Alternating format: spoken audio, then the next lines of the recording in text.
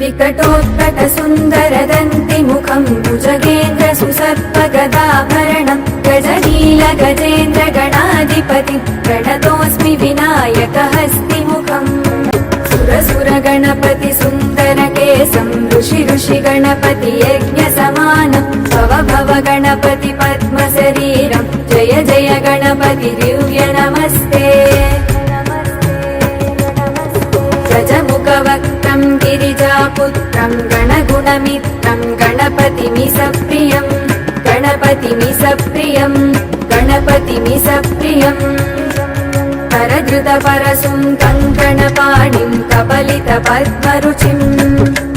सुरपतिवन्द्यम् सुन्दरनृत्तम् सुरचितमणिमकुटम्